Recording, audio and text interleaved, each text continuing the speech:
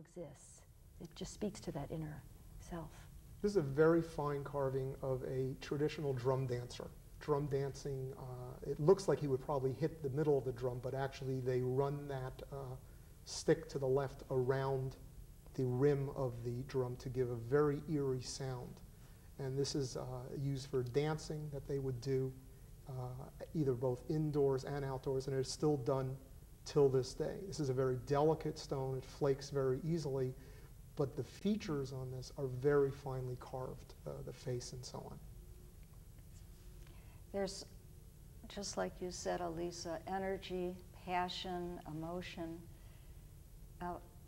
His legs, he's on his knees, I believe. Mm-hmm. Yeah, just amazing. And everything they carve is from their culture in one way or another. They don't, there's nothing abstract. This is by a very famous carver in Cape Dorset, Kiowa Ashuna. It is a perfectly balanced whale and walrus. And when Nunapar was in my house and he saw this piece, he looked at it and he said, Kiowa.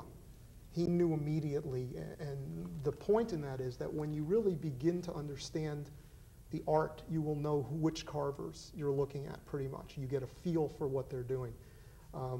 This very playful piece, of course, is carved from one stone, as all the pieces are. So that means, in a sense, he had to remove stone to create the balance between these two pieces, if you think about it.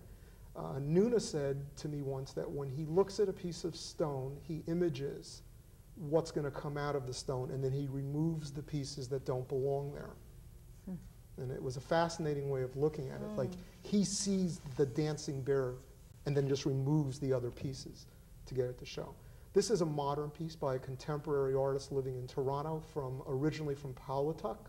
His name is David Rubin Piktukin. David does fascinating modernistic pieces.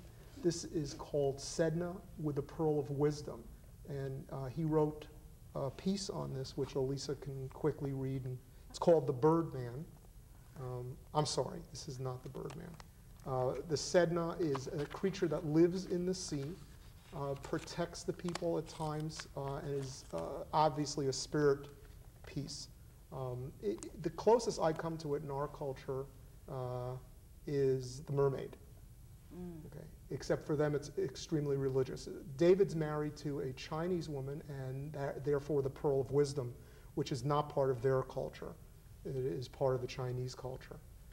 David was brought down by, I believe, the government or the church when he was 7 or 9 to learn civilized ways. He lost his language and never regained it when he returned home, and has spent a lot of his life in Toronto. He is one of the top carvers, him and his brother Abraham Agankik Rubin. This piece is a narwhal, and this is done by a cousin of David's who recently moved to Toronto. His name is Floyd Kuptana. The narwhal has one tusk, which is actually a tooth that breaks through the upper lip of the narwhal, which is a whale. And this is supposedly what some of the unicorn mythology is based on. But this is a real animal, rarely hunted, but at times it is, if they can find one. David and Floyd and his brother Abraham Agankik carve in Brazilian soapstone, and this is Brazilian soapstone. It's very hard to get northern Arctic stone in Toronto. So they're using Brazilian, and they're using alabaster from Italy and places like that. The movement in Floyd's work is phenomenal. He's one of the really hot young artists at the time. Fascinating. Would you show us the difference?